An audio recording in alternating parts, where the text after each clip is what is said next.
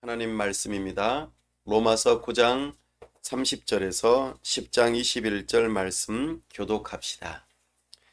그런즉 우리가 무슨 말을 하리요? 의를 따르지 아니한 이방인들이 의를 얻었으니 곧 믿음에서 난 의요. 이르지 못하였으니 어찌하냐? 어찌 그러하냐? 이는 그들이 믿음을 의지하지 않고 행위를 의지함이라. 부딪힐 돌에 부딪혔느니라. 그를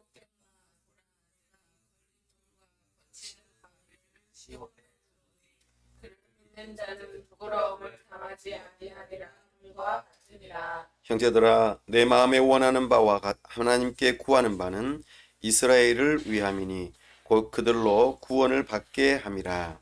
내가 증언하노니 그들이 하나님께 열심히 있으나 올바른 지식을 따른 것이 아니니라. 하나님의 의를 모르고 자기 의를 세우려고 힘써 하나님의 의에 복종하지 아니하였느니라. 그리스도는 모든 믿는 자에게 의를 이루기 위하여 율법의 마침이 되시니라. 모세가 기록하되 율법으로 말미암는 의를 행하는 사람은 그 의로 살리라 하였거니와 믿음으로 말미암는 의는 이같이 말하되 내 마음에 누가 하늘에 올라가겠느냐 하지 말라 하니 올라가겠느냐 하면 그리스도를 모셔 내리려는 것이요 혹은 누가 무저갱에 내려가겠느냐 하지 말라 하니 내려가겠느냐 함은 그리스도를 죽은 자 가운데서 모셔 올리려는 것이라. 그러면 무엇을 말하느냐 말씀이 내게 가까워 내 입이 있으며 내 마음에 있다 하였으니 곧 우리가 전파하는 믿음의 말씀이라. 내가 만일 내 입으로 예수를 주로 시인하며 또 하나님께서 그를 죽은 자 가운데서 살리신 것을 내 마음에 믿으면 구원을 받으리라. 사람이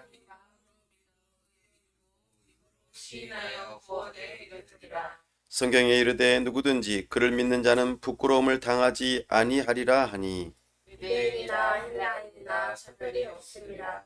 한 분이신 주께서 모든 사람의 주가 되사 그를 부르는 모든 사람에게 부유하시구나. 누구든지 주의 이름을 부르는 자는 구원을 받으리라. 그런데 그들이 믿지 부르리요 듣지도 못한 이름을 어찌 믿으리요 전파하는 자가 없이 어찌 들으리요. 보내심을 받지 아니하였으면 어찌 전파하리요. 기록된 바 아름답도다. 좋은 소식을 전하는 자들의 발이여 함과 같으니라. 그러나 그들이 다 복음을 순종하지 아니하였도다. 이사야가 이르되 주여 우리가 전할 것을 누가 믿었나이까 하였으니 그러므로 믿음은 들음에서 나며 들음은 그리스도의 말씀으로 말미암았느니라. 그러나 내가 그렇지 아니하니 그 소리가 온 땅에 퍼졌고 그 말씀이 땅땅까지 이르렀도다 하였느니라. 그러나 내가 말하노니 이스라엘이 알지 못하였느냐. 먼저 모세가 이르되 내가 백성 아닌 자로서 너희를 시기하게 하며 미련한 백성으로서 너희를 노엽게 하리라 하였고 이사야는 매우 담대하여 내가 자들에게 차순바하고 내게 묻지 아니한 자들에게 나타났노라 말하였고 다 함께요.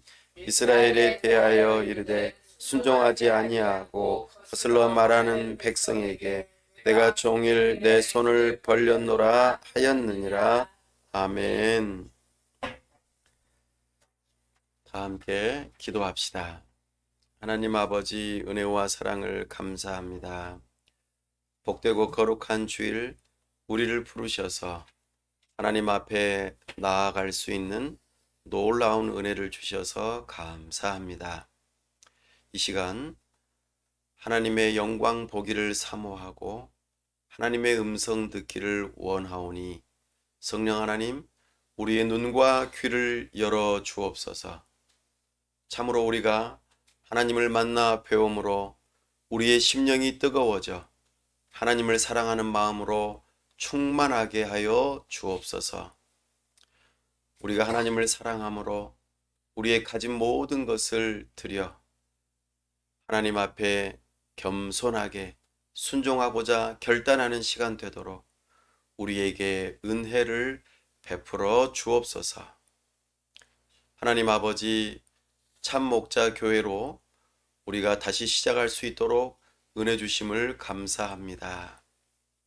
이제 우리 주님께서 허락하신 예배당에 하나하나 여러 가지 모양들로 공사할 수 있도록 은혜 주심을 감사합니다.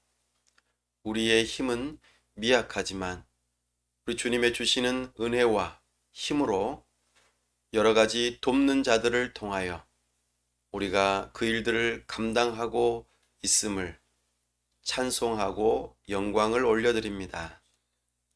그 일을 할 때에 지혜를 주시고 명철함으로 그 공간들을 잘 채울 수 있도록 도와주시고 우리 하나님께서 그 모든 일들 가운데 안전하게 하여 주시고 참으로 하나님께서 기뻐하시는 주님의 몸된 교회를 아름답게 세워나가는 그 모든 방향성들을 우리 하나님께서 주장하여 주시옵소서. 여러 모양으로 동서사방에서 돕는 자들을 붙여주시고 우리 하나님께서 함께 하셔서 주님의 몸된 교회가 아름답게 세워져 갈 수 있도록 은혜를 더하여 주시옵소서. 특별히 하나님 아버지, 이 나라와 민족을 불쌍히 여기시고 세우신 위정자들이 하나님을 경외하는 마음으로 주의 법을 하나님 이 땅 위에 법을 세우고 집행하고 잘 다스리는 은혜가 있게 하여 주옵소서. 특별히 우리 선교사님들 붙들어 주시고 성령으로 충만케 하시며 하나님의 나라와 영광을 위하여 귀하게 쓰임받는 가정 되게 하여 주시옵소서. 이 시간 우리 하나님께서 함께 하시고 영광 받으시기를 원하오며 우리 주 예수 그리스도의 이름으로 기도하옵나이다. 아멘.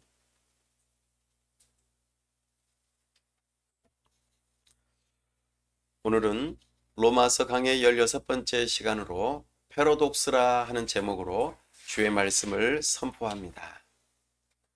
패러독스, 우리말로는 역설이라는 뜻입니다.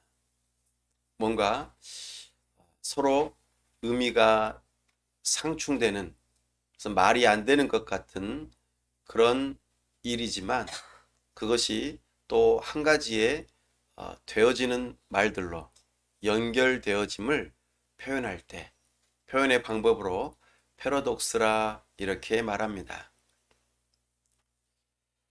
특별히 이런 것들에 대한 예가 상당히 많이 있는데요. 우리가 물리에서 그런 것들을 하나 찾아볼 수 있습니다. 물리라고 하는 것은 사물의 이치를 의미합니다. 그래서 물리를 배울 때에 여러 가지 사물의 원리나 이치들을 많이 배우곤 하죠. 그래서 물리에서는 속도라는 말도 나오고 시간이라는 말도 나오고 여러 가지 다양한 그런 개념들이 나옵니다. 특별히 빛이라고 하는 하나의 이 물질을 생각해 보면 좋겠습니다. 빛, 태양으로부터 오는 빛도 있고 지금 우리가 이렇게 맡고 있는 형광등에서 나오는 전기의 빛도 볼 수 있겠죠. 오랜 시간 동안 이 빛의 속성은 도대체 무엇일까? 과학자들은 많이 생각했습니다. 우리야 삶을 살아가면서 빛이 어떤 속성을 가졌는지 그렇게 큰 의미를 두지 않고 있죠. 그러나 이것이 우리의 실생활에 여러 가지 모양으로 유용하기 때문에 과학자들은 이런 것들을 연구합니다. 특별히 빛은 무엇으로 구성되어 있을까? 라고 과학자들은 생각했답니다. 그래서 이렇게 동그란 알갱이로 입자로 구성되어 있을 거야 라고 생각을 한 것이죠. 그래서 태양으로부터 오는 빛이 알갱이 하나가 계속해서 우리 쪽으로 오면서 그것이 마치 점들이 연결되어져서 선처럼 연결되어지고 그것이 오늘날 이렇게 빛으로 쭉 일직선으로 우리에게 오는 것과 같은 그런 생각을 하였습니다. 그럴듯하죠? 네. 빛이 보통 이렇게 비추어질 때 우리도 그림도 그렇게 그리죠. 빛이 비추어지면은 선을 이렇게 그어서 표현하곤 합니다. 그런데 또 어떤 과학자는 아니다. 빛은 어떤 동그란 입자가 쭉 일렬로 나열돼서 직선으로 우리에게 오는 것이 아니라 파동을 그리면서 이렇게 위아래로 파동을 그리면서 점점점 퍼지는 듯하게 그렇게 우리에게 온다. 그래서 빛은 파동으로 이루어져 있다. 이렇게 이런 식으로 표현하였습니다. 그리고 그것에 대해서 증명을 하려고 했었죠. 여러분들은 어떻게 생각하십니까? 빛은 입자로 이루어져 있을까요? 파동으로 이루어져 있을까요? 오늘날 현대 물리학은 이 두 가지 다로 이루어져 있다고 말합니다. 재미있죠? 이렇게 빛은 우리 눈에 보기에는 하나처럼 보이지만 그런 두 가지의 속성이 다 있다고 그렇게 말합니다. 이런 방식으로 표현하는 것을 패러독스라고 말합니다. 오늘 우리가 지난 로마서 9장과 이 10장에서 우리의 구원, 사람이 죄로부터 또 하나님의 진노와 저주로부터 형벌을 받지 않고 구원을 받는 이것의 원인은 무엇인가? 특별히 반대로 바꾸어서 말하면 유대인들이 하나님의 구원을 받지 못하는 그 이유는 무엇인가? 라고 할 때에 첫 번째 이유를 말씀드렸습니다.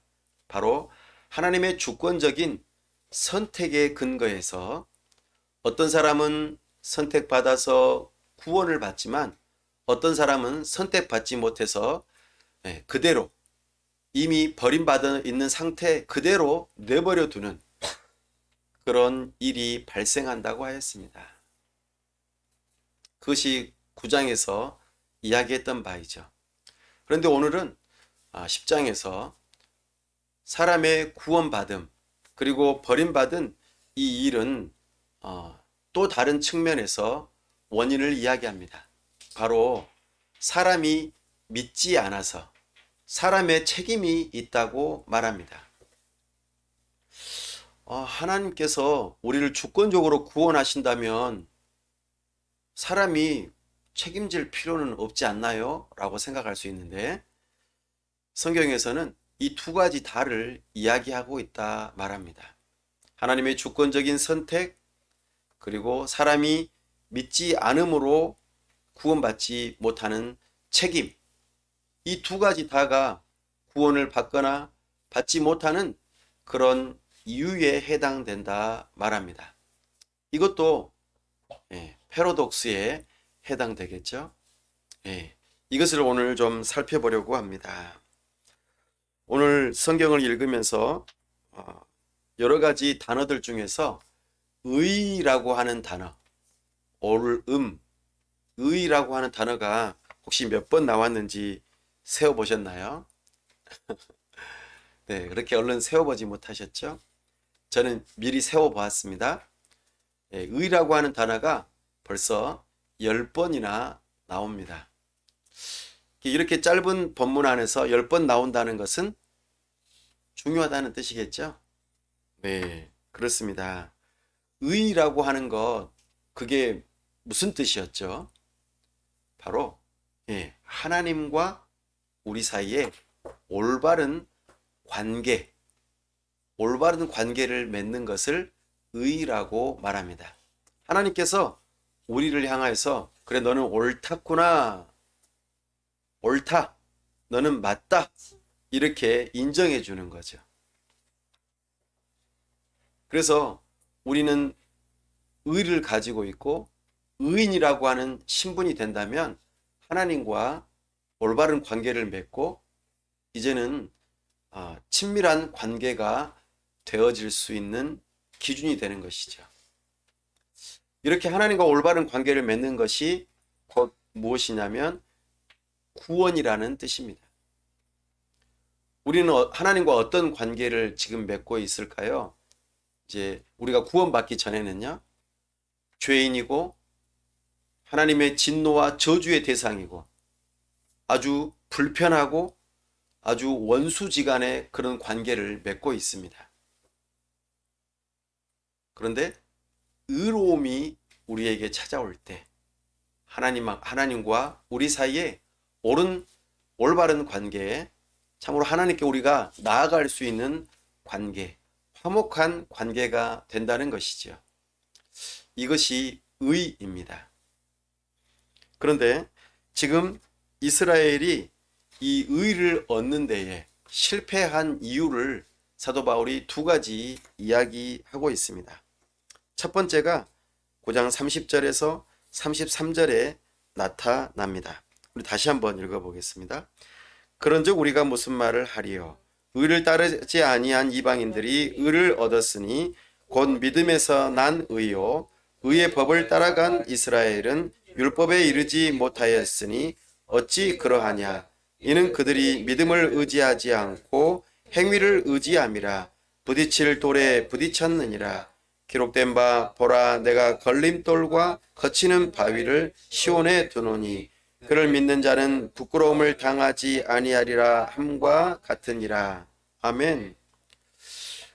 의에 대해서는 전혀 일도 관심이 없는 이방인들은 오히려 믿는 믿음으로 의를 얻게 되었어요. 그런데 의에 대해서 지극히 관심이 많은 이스라엘 백성들, 유대인들은 이상하게 이 의를 놓치고 말았다 그 말입니다. 그 원인이 무엇입니까?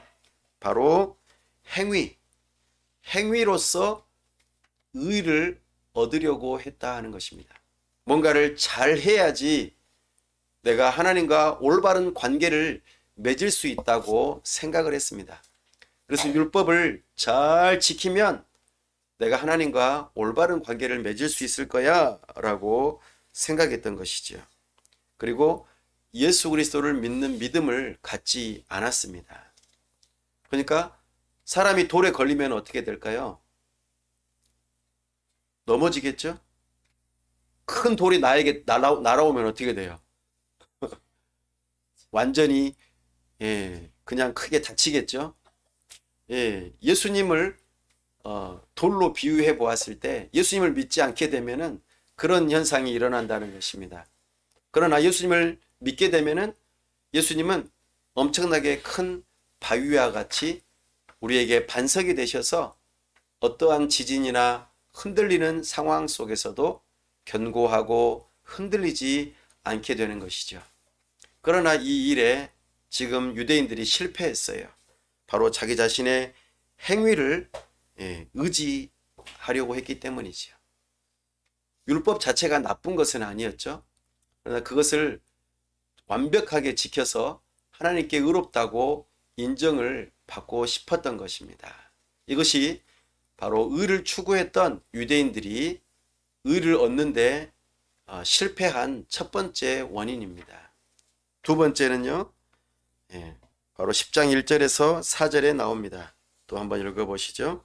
형제들아 내 마음에 원하는 바와 하나님께 구하는 바는 이스라엘을 위함이니 곧 그들로 구원을 받게 함이라. 내가 증언하노니 그들이 하나님께 열심히 있으나 올바른 지식을 따른 것이 아니니라. 하나님의 의를 모르고 자기 의를 세우려고 힘써 하나님의 의에 복종하지 아니하였느니라. 그리스도는 모든 믿는 자에게 의를 이루기 위하여 율법의 마침이 되시니라. 아멘. 유대인들이 잘못된 지식을 가지고 열심을 냈대요. 자, 이번 중간고사 시험 범위는 1쪽에서부터 90쪽까지입니다. 라고 선생님께서 말씀하셨어요. 그런데 학생이 91쪽부터 180쪽까지 공부를 한다면 어떻게 될까요? 시험 문제를 못 맞히겠죠? 시험 범위를 잘못 파악을 했어요. 자, 이번에는 국어, 영어, 수학 시험을 보겠습니다 했는데 과학, 체육, 음악 공부를 했다고 생각해 보십시다. 시험 공부를 엉뚱하게 했겠죠? 정말 열심히 공부했어요. 밤잠을 안 자고 커피를 여러 잔 들이키면서 정말 열심히 정리하고 공부를 했단 말입니다. 근데 시험 범위가 아닌 것을 공부하면은 시험을 망하게 되겠죠. 지금 유대인들이 그런 비슷한 일을 행한 겁니다. 잘못된 열심으로. 정말 열심히 특심이에요. 유대인들은 하나님의 율법을 정말 열심히가 아니라 특심으로 잘 지켰어요. 정말 열심히 지켰는데 이걸 통해서 누구의 의를 드러내려고 했었을까요? 자기의 의를 드러내려고 했었어요. 내가 이 정도면 될 거야 라고 생각했던 것이죠. 그러나 거기에 못 미쳤던 것이죠. 하나님께서는 완벽한 것을 원하세요. 100가지의 만약에 율법이 있는데 99가지의 율법은 지켰는데 하나를 어겼다. 그래도 하나님께서는 그 사람이 불의하다라고 말하세요. 왜냐하면 하나님은 거룩하시고 완벽하신 분이기 때문이죠. 그런 하나님의 의를 사람이 만족할 수 있느냐라는 것입니다. 불가능한 것이죠. 자기의 행위와 노력으로 의로운 신분을 얻으려고 애썼어요. 그런데요, 반대로 이방인들은 이런 노력이 없었어요. 율법이 뭔지도 몰랐고 다만 양심을 따라서 그냥 양심대로 또 살지도 않고 그냥 막 살았어요. 그런데 어느 순간에 예수 그리스도의 복음을 듣고 의를 얻었대요. 시험 범위가 제대로 파악이 되고 참 공부도 안 했는데 100점을 맞은 것과 같은 거예요. 열심히 공부했는데 빵점을 맞은 거하고 공부 안 했는데 100점 맞은 거하고 어떻습니까? 너무 억울하겠죠? 네, 지금 그런 상황이에요. 왜 그런가? 바로 예수님께서 율법의 마침이 되시기 때문이에요. 여기서 마침이라고 하는 표현은 완성이라는 표현입니다. 예수님께서 율법의 요구를 다 충족시켜서 하나님의 그 뜻대로 모든 시험 공부를 대신하시고 예수님께서 100점을 맞으셨다 그 말이에요. 그 100점 맞으신 예수님을 내가 믿고 의지하면은 나도 몇 점이요? 100점이요. 그런데 내가 열심히 노력해서 100점을 맞으려고 노력했는데 99점을 맞았어요. 그럼 안 돼요. 하나님께서는 100점을 요구하세요. 이것이 바로 유대인들이 두 번째로 실패한 원인입니다. 잘못된 지식으로 내가 이렇게 하면 될 거야. 나의 열심으로. 그러나 하나님께서는 하나님의 열심으로, 하나님의 행위로 누구를 보내셨습니까? 예수님을 보내시고 우리의 죄값을 다 담당하시고 십자가에서 피 흘려 죽으셨어요. 사람은 동물의 제사를 피를 흘리고 시체를 불태워서 하나님께 제사를 드리면서 하나님께 용서를 받고 그렇게 제사를 드렸지만 그것이 한계가 있었다는 것이죠. 사람의 행위로는 부족합니다. 한계가 있어요.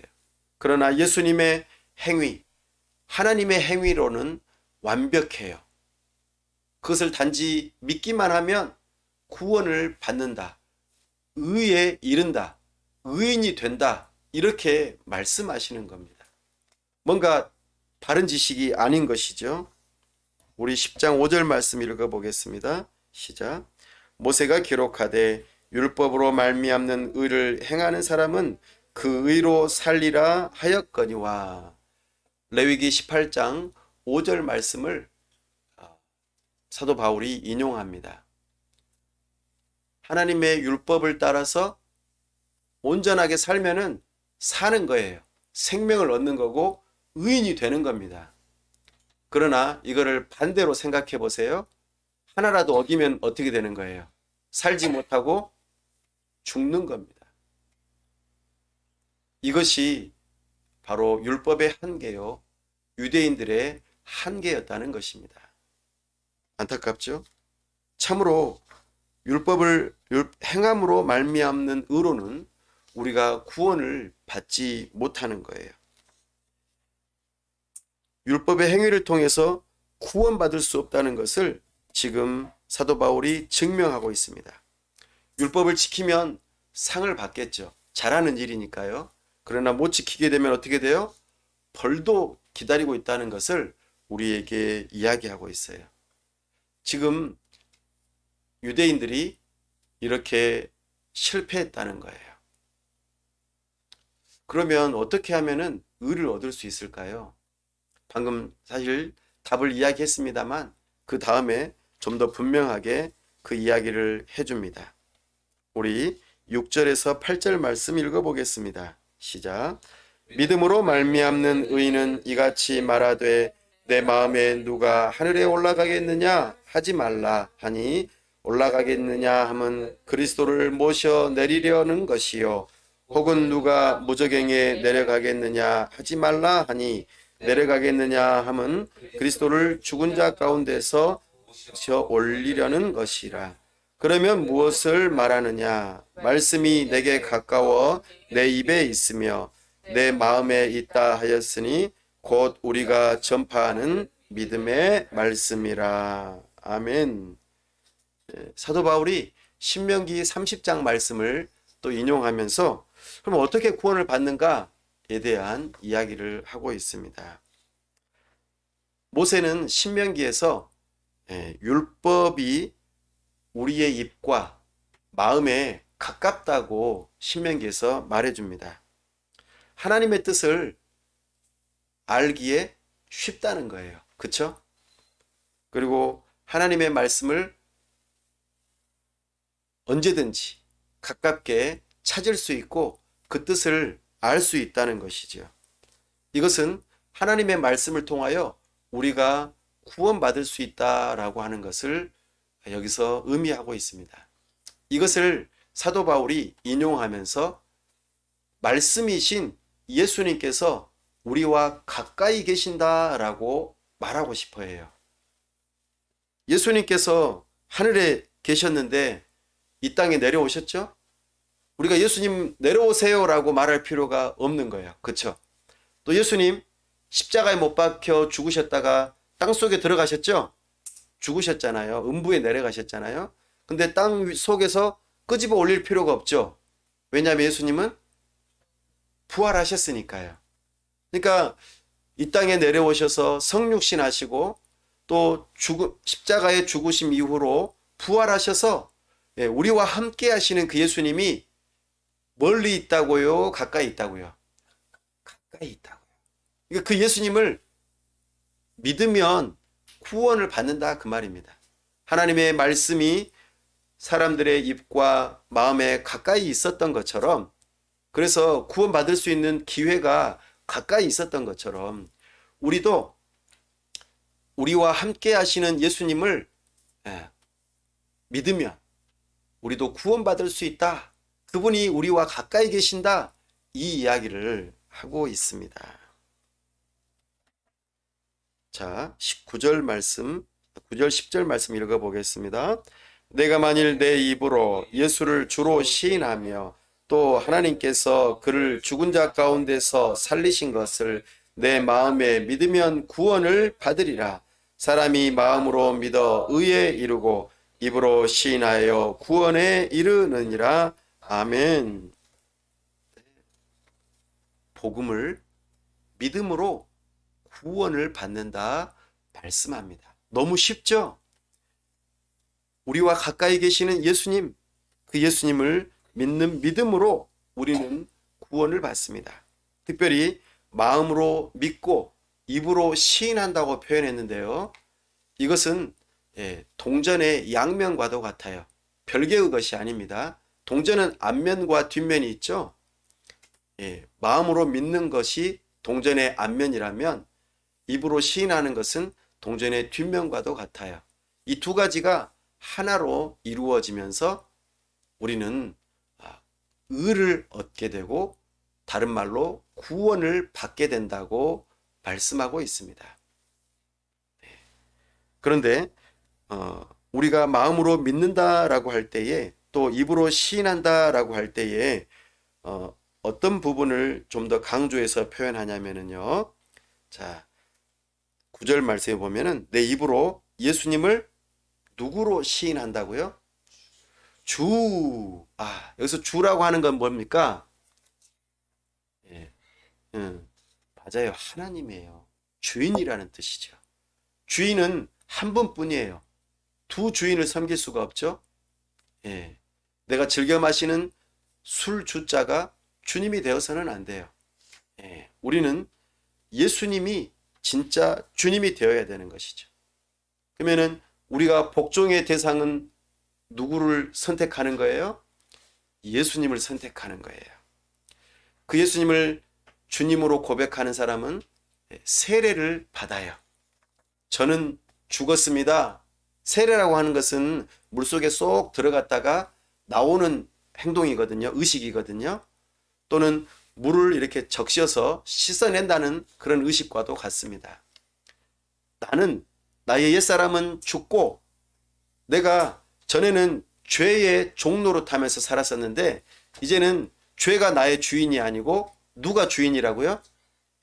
하나님, 예수님이 나의 주인입니다. 나는 이제 옛사람은 죽었다. 그리고 내 주인이 이제 새롭게 바뀌었다. 그래서 나는 예수로 다시 살고자 한다 라고 결단하면서 뭘 하죠? 세례를 받아요. 이게 사람들 앞에서 공개적으로 시인하는 거예요. 저는 이제 내 마음대로 안 살고 예수님 뜻대로 살겠습니다. 예수님이 나의 주인입니다 라고 세례 받는 거예요. 공개적으로요. 그러려면 어떻게 해야 돼요? 마음으로 믿어야겠죠? 예. 이렇게 세례 받으면은 예수님을 믿는 그리스도인이 되면은 박해를 받을 수도 있어요. 이 로마서가 쓰여지는 당시에 예수님을 믿는다고 하면은 불에 태워져서 죽거나 아니면은 여러 가지 모양들로 죽임을 당해야만 했어요. 그런 것 개의치 않고 나는 예수님을 주님으로 믿겠다라고 고백하는 거예요. 이게 세례입니다. 그리고 마음으로 무엇을 믿는다고요? 또 하나님께서 그를 죽은 자 가운데서 살리신 것을 내 마음에 믿으면 예수 그리스도의 죽으심과 부활을 믿는 거예요. 나의 모든 죄가 씻겨지고 그리고 나는 예수님의 얻으신 의가 나의 것이 되어진다 라고 믿는 것이죠. 예수님의 죽으심과 부활을 마음으로 믿는 거예요. 그것을 공개적으로 사람들 앞에서 입으로 시인하면서 고백하는 것이죠. 이것이 하나로 이루어질 때 사람이 의롭다, 구원을 받는다라고 말하는 것입니다. 사랑하는 여러분, 여러분들은 어떠세요? 예수님의 죽으심과 부활을 믿으십니까? 예수님이 나의 주님이라고 고백하셨습니까? 그렇다면 여러분들은 하나님의 백성이요, 의인이요, 참으로 믿음으로 구원받은 사람이 될 것입니다. 11절에서 13절 말씀 읽어보십시다. 성경에 이르되 누구든지 그를 믿는 자는 부끄러움을 당하지 아니하리라 하니 유대인이나 헬라인이나 차별이 없음이라. 한 분이신 주께서 모든 사람의 주가 되사 그를 부르는 모든 사람에게 부요하시도다. 누구든지 주의 이름을 부르는 자는 구원을 받으리라. 아멘. 예수님을 믿는 사람 누구든지 헬라인이든지 유대인이든지 남자든지 여자든지 주인이든지 종이든지 자유인이든지 어떠한 사람이든지 어떠한 형편에 있는 사람이든지 누구든지 예수님을 믿는 사람들은 부끄러움을 당하지 않는데요. 여기서 부끄러움을 당한다는 표현은 종말적인 의미를 담고 있습니다. 세상의 마지막 때에 하나님의 심판대 앞에서 사탄이 우리를 고소하고 공격할 때 우리가 부끄러움을 당하지 않는다는 뜻입니다. 우리는 비록 죄인이지만 예수님을 믿는 믿음으로 우리는 하나님 앞에서 의롭다고 인정을 받고 부끄러움을 당하지 않으며 하나님 앞에 담대히 나아갈 수 있는 길이 열린다는 것을 의미합니다. 사랑하는 여러분, 이 복음을 믿으시기 바랍니다. 이 복음을 꼭 믿으세요. 이것이 여러분들에게 유일한 소망입니다.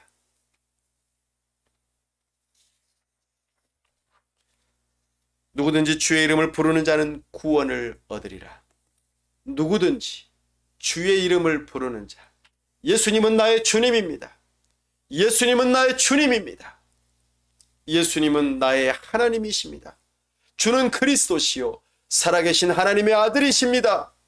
이렇게 사도 베드로가 고백했던 것처럼 여러분들도 그렇게 고백하십시오. 그들은 구원을 받을 것입니다. 이것이 복음입니다. 이것이 복음입니다. 우리에게 다른 소망이 없습니다. 이 복음을 꼭 믿으시기 바랍니다. 이렇게 구원받는 그 일에 몇 가지 순서가 있다고 그 다음에 이야기해 줍니다. 우리 14절에서 15절까지 읽어보겠습니다. 그런즉 그들이 믿지 아니하는 일을 어찌 부르리요? 듣지도 못한 일을 어찌 믿으리요? 전파하는 자가 없이 어찌 들으리요? 보내심을 받지 아니하였으면 어찌 전파하리요?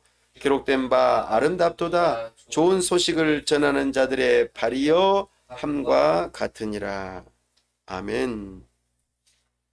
사랑하는 여러분, 방금 이 복음이 전해지고 구원받는 몇 가지의 순서를 나타내는 동사들이 있었어요. 구원받는다, 부른다, 믿는다, 듣는다, 전한다, 보낸다. 이것의 역순으로 지금 이야기를 하고 있습니다. 하나님께서 전도자를 보내시는 거예요. 이게 구원 얻는 복음을 전하는 순서입니다. 하나님께서 전도자를 보내세요.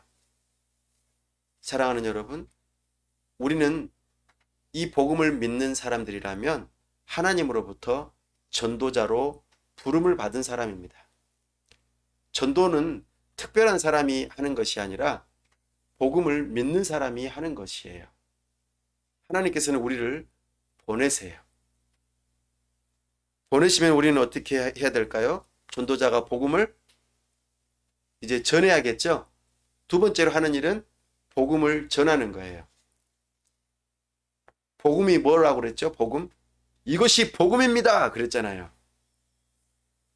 누구든지 주의 이름을 부르는 자는 구원을 얻으리로다. 예수님은 주님이십니다. 그렇죠? 예수님은 살아계신 하나님의 아들이십니다. 예수님은 나의 죄를 위하여 죽으셨다가 부활하셨습니다. 이것을 믿는 사람들에게 의를 선물로 주십니다. 구원을 선물로 주십니다. 이렇게 말하는 게 복음일 거 아니에요.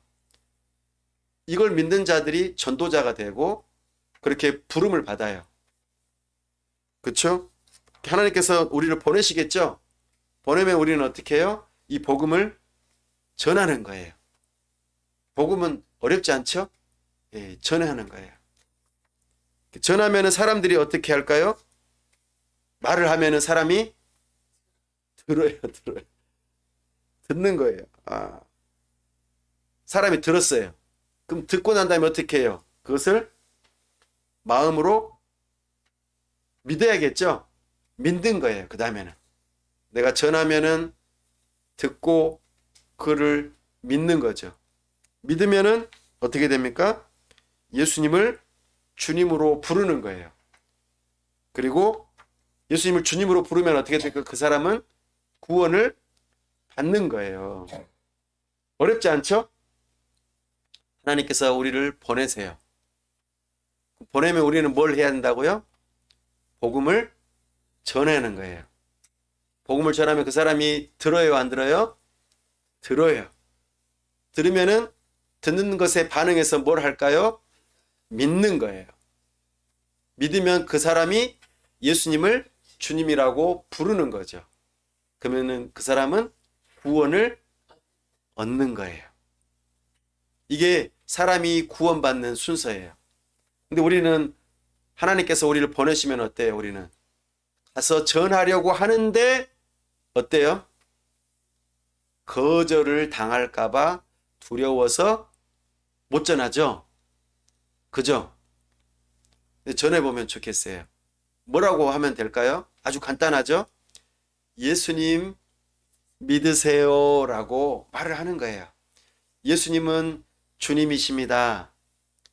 예수님은 그리스도이십니다. 예수님은 하나님의 아들이십니다. 예수님 믿으세요. 예수님을 믿으면 구원을 받습니다. 이렇게 말하는 거예요. 어렵지 않죠? 그런데 우리는 이렇게 말하면은 사람들이 반응을 안 하면은 마음이 어렵죠. 듣긴 들었는데 믿지를 않고 거절하면은 이게 이제 우리가 마음이 어려워요. 벌써 걱정해서 말도 못 꺼내요. 그쵸? 이것이 우리의 모습인데, 괜찮아요. 그래도 괜찮아요. 우리가 해야 할 일은 전하는 거예요. 듣든지 아니 듣든지. 그 사람이 듣고 난 다음에 믿든지 안 믿든지 그게 중요한 게 아니라 우리는 전하는 일을 해야 돼요. 그것이 우리의 부르신 부름입니다. 그런데 이렇게 전했는데 유대인들이 믿었을까요? 안 믿었을까요? 안 믿는다고요. 16절, 17절 한번 읽어보겠습니다. 시작. 그러나 그들이 다 복음을 순종하지 아니하였도다. 이사야가 이르되 주여 우리가 전한 것을 누가 믿었나이까 하였으니 그러므로 믿음은 들음에서 나며 들음은 그리스도의 말씀으로 말미암았느니라. 아멘. 구약 시대에 이사야 선지자도 전도했어요. 자기 민족 이스라엘 백성들을 향하여서 전도했어요. 그런데 그들이 들었는데 믿었어요, 안 믿었어요? 안 믿었어요. 이게 유대인들의 책임이라고요. 하나님께서 주권적으로 선택하셔서 구원하시는 것도 맞는데 이렇게 구원하시기 위해서 전도자를 세워서 전도를 했는데 듣고 난 다음에 안 믿는다고요. 믿지 않는 것을 순종하지 않았다라고 똑같이 표현해요. 믿음은 곧 순종이에요. 믿으면은 반드시 예수님을 나의 주님이라고 부르고 구원을 받으면서 그 복음 앞에 순종해야 돼요. 예수님은 주님입니다. 주님으로 인정해 드려야 돼요. 이것이 사람이 구원받는 원리인데 지금 유대인들이 이걸 거절했어요. 이사야 선지자나 또 우리도 마찬가지예요. 믿음은 무엇에서부터 나온다고 그랬습니까? 17절에 들음에서 나온대요. 우리가 전하면은 누군가 들어야겠죠? 그쵸? 예, 믿음이 생기려면 뭘 해야 된다고요? 반드시 들어야 돼요. 뭘 들어야 될까요? 바로 그리스도의 말씀을 들어야 되는 거예요. 조금 전에 전도하는 요령 알려드렸잖아요. 예수님 믿으세요. 예수님은 주님이십니다. 예수님은 그리스도이십니다. 예수님은 하나님의 아들이십니다. 예수님은 죽음에서 부활하셨습니다. 이러와 같은 것들을 들려주는 거예요. 그때에 사람이 그걸 듣고 받아들이면 믿음이 생기는 거예요. 하나님의 말씀을 듣지 못하면 믿음이 생기지 않아요. 이처럼 우리는 하나님의 말씀을 들려주어야 해요. 예, 한마디라도 해야 되는 거죠. 그래서 예수님 믿으세요라고 말을 하는 거예요. 예수님이 주님이십니다. 그러나 이스라엘 백성들은 이것을 믿지 않았습니다. 참으로 이 일에 책임이 있다고 말합니다. 우리 18절에서 19절까지 마저 읽어보겠습니다. 그러나 내가 말하노니 그들이 듣지 아니하였느냐? 그렇지 아니하니 그 소리가 온 땅에 퍼졌고 그 말씀이 땅끝까지 이르렀도다 하였느니라. 그러나 내가 말하노니 이스라엘이 알지 못하였느냐? 먼저 모세가 이르되 내가 백성 아닌 자로서 너희를 시기하게 하며 미련한 백성으로서 너희를 노엽게 하리라 하였고. 아멘. 이 복음의 소식이 온 땅에 퍼졌대요. 땅끝까지 이르러서 전해졌대요. 그런데도 사람들이 안 믿는 거예요. 사람이 경고를 했는데 경고를 안 들으면 어떻게 돼요? 경고를 안 들어서 문제가 발생하면은 그 사람 책임이잖아요. 그렇죠? 경고를 안 해줬으면 경고 안 한 사람도 책임이 있겠죠. 그러나 이러면 안 돼, 이러면 다쳐, 이러면 문제가 발생해 라고 경고를 해줬는데도 안 들으면 그 사람의 책임이죠. 이렇게 예수님께서 주님이십니다. 이렇게 복음을 전했는데 그 복음을 듣지 않으면 내가 율법을 잘 지켜서 나는 구원받을 거야 라고 생각한다면 문제가 있는 것이죠. 20절과 21절 말씀 마저 읽어보겠습니다. 이사야는 매우 담대하여 내가 나를 찾지 아니한 자들에게 찾은 바 되고 내게 묻지 아니한 자들에게 나타났노라 말하였고 이스라엘에 대하여 이르되 순종하지 아니하고 거슬러 말하는 백성에게 내가 종일 내 손을 벌렸노라 하였느니라. 아멘. 우리 하나님께서 이스라엘 백성들을 향하여 종일토록 손을 벌리고 계셨대요. 어서 와라. 어서 나에게 돌아오라. 하루 종일 기다리셨대요. 우리 인생의 시작부터 끝까지 온 인류의 시작부터 종말에 이르기까지 지금도 우리 하나님께서는 우리를 향하여 손을 벌리고 계십니다. 어서 와라. 어서 돌아오라. 나에게로 오라. 그런데 유대인들이 말을 들어요, 안 들어요? 안 들어요. 그런데 오란 말도 제대로 안 하고 또 바라지도 않았던 누가 돌아오는 거예요? 이방인들이 돌아오는 거예요. 우리가 그런 은혜를 입는 거예요. 놀랍지 않습니까? 그러니까 유대인들이 이제는 시기해요. 아니 저 사람들이 왜 구원을 받지? 이상하다. 우리가 구원을 받아야 되는데 하면서 이제 시기하는 마음이 드는 거예요. 이제 이 내용은 11장에서 나타나는데요. 하나님께서는 이스라엘 민족들을 향하여서 이방인들이 구원을 받는 모습을 바라보게 하시고 그리고 안 되겠다. 우리도 구원을 받아야겠어 라고 하는 마음이 들게 하신다고 말씀하십니다. 사랑하는 여러분, 오늘 우리는 사람의 구원받는 문제가 하나님의 주권적인 선택뿐만 아니라 자기 자신의 책임에도 있다는 내용, 이것을 패러독스로 말씀을 드렸습니다. 참으로 우리의 믿음은 들음에서 납니다. 무엇을 들어야 합니까? 바로 그리스도의 말씀을 들어야 합니다. 하나님께서는 우리를 복음 전도자로 보내셨어요. 우리는 이 그리스도의 말씀을 전해야 할 의무가 있습니다. 그것을 듣는 자들은 믿어야 하죠.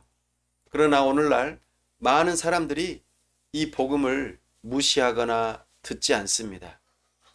그 이유 가운데 하나가 바로 교회가 걸림돌이 되기도 합니다. 교회가 세상을 향하여 빛으로 소금으로 그 사명을 감당하지 못함으로 사람들의 눈과 귀를 닫게 만드는 그런 결과를 낳게 되었다는 것이죠. 먼저 우리 스스로를 점검해 보십시다. 나는 예수님을 진정으로 만난 증인입니까? 나는 참으로 구원받은 하나님의 백성입니까? 나는 의를 확신하는 사람입니까? 그렇다면 우리는 하나님의 백성답게 살아야 합니다. 말과 행동에서 그리스도의 향기를 드러내고 그리스도의 편지로서 삶을 살아내야 되는 것이죠. 완벽할 수는 없겠지만 우리가 주님의 말씀을 따라 용서하고 용납하고 서로 사랑하고 양보하고 예수님 때문에 바보 취급을 받는 일들을 당해야 하는 것이죠. 이것이 우리 그리스도인, 교회가 복음의 걸림돌이 되지 않는 방법입니다. 그런 증인으로서 우리가 사람들을 향하여 이 그리스도의 말씀을 증거하고 들려줄 때 그들은 이제 듣기 시작할 것입니다. 그리고 하나님의 주권적인 선택 안에서 하나님의 은혜가 임하는 자들, 그들은 믿음을 갖게 될 것이죠. 그리고 예수님을 주님이라고 고백하고 부르게 될 것입니다. 그들이 의에 이르고 구원에 이르게 될 것입니다. 사랑하는 여러분, 오늘날 우리가 살아가는 이 시대에 참으로 복음을 들려주기가 쉽지 않습니다. 그럼에도 불구하고 우리를 향하여 그런 부르심이 있다는 것을 기억하십시오. 그리고 복음은 어려운 것이 결코 아닙니다. 예수님이 주님이시고 죽음에서 부활하신 하나님의 아들이신 것을 선포하는 것입니다. 율법의 행위로가 아니라 율법의 마침이요 완성이신 그 예수 그리스도를 믿고 의지하는 자가 의인이 되는 것이고 구원을 받는다는 이 놀라운 복음의 소식을 내가 믿는 바대로 전해줄 수 있기를 바랍니다. 그럴 때 하나님의 주권적인 선택 안에서 하나님의 사람들이 주께로 돌아오는 일들이 있을 것입니다. 이 일에 우리가 증인으로서 특별히 하나님께 겸손하게 이 구원받은 자로서 하나님의 사람들로서 살아가는 믿음의 사람들 다 될 수 있기를 간절히 바랍니다. 우리 시간 함께 기도하기를 원합니다. 하나님께서 우리에게 복음을 들려주시고 예수님을 주님이라고 고백하고 참으로 예수님의 죽으심과 부활을 믿는 믿음으로 우리가 구원받게 하심을 알았습니다. 이것을 아직 믿지 못하신 분들이 있다면 믿을 수 있게 해달라고 기도합시다. 이 놀라운 은혜의 복음을 아직 두려운 마음으로 전하지 못하고 있다면 참으로 기쁜 마음으로 이 복음의 소식을 전할 수 있게 해달라고 기도합시다. 또한 이 복음을 믿고 사는 사람이라면 우리가 이 복음의 걸림돌이 되지 아니하고 참으로 복음을 전하는데 참으로 귀하게 쓰임받는 평화의 복음의 전하는 발이 될 수 있게 해달라고 세상 사람들 가운데 빛과 소금의 사명을 잘 감당할 수 있게 해달라고 기도합시다. 참으로 하나님의 부르심 앞에 거절하지 마시고 오늘 또 우리를 향하여 두 팔을 벌리고 기다리시는 그 하나님 앞에 달려 나아갑시다. 오직 예수님만이 우리의 구원자이심을 고백합시다. 이 시간 다 함께 기도하겠습니다. 아버지 하나님, 이 시간 우리에게 복음을 들려주시고 이 복음을 믿는 믿음으로 참으로 우리에게 은혜를 허락하심을 감사합니다. 예수님은 주님이시오 살아계신 하나님의 아들이심을 고백하며 마음으로 믿어 참으로 의에 이르는 구원에 이르는 놀라운 역사가 있기를 원합니다. 주님의 이름을 부르는 자들에게 참으로 구원을 허락하신다고 약속하셨사오니 남녀노소 어떠한 신분에 있든지 우리가 다 주님의 이름을 부르는 자들이 구원받는다는 것을 믿는 믿음을 가질 수 있도록 도와주시옵소서. 우리 하나님께서 함께하여 주시옵소서. 은혜 베풀어 주시옵소서. 오 주여, 우리가 복음을 전하는데 걸림돌이 되지는 않습니까? 우리가 빛과 소금의 사명을 감당할 수 있게 도와주시고, 혹여나 두려운 마음으로 복음을 전하지 못하는 사람들이 있습니까? 우리에게 담대함을 허락하시고 주님의 사랑으로 우리를 강권하시고 참으로 우리에게 참으로 주님의 은혜가 충만하여 복음을 전할 수 있는 능력이 있게 하여 주옵소서. 성령으로 충만케 하여 주시옵소서. 주님의 권능을 받아 땅끝까지 이르러 주님의 증인되는 삶을 살 수 있도록 은혜 베풀어 주시옵소서. 도와주시옵소서. 우리와 함께 하시고 은혜 주시기를 간절히 바라오며 우리 주 예수 그리스도의 이름으로 기도하옵나이다. 아멘.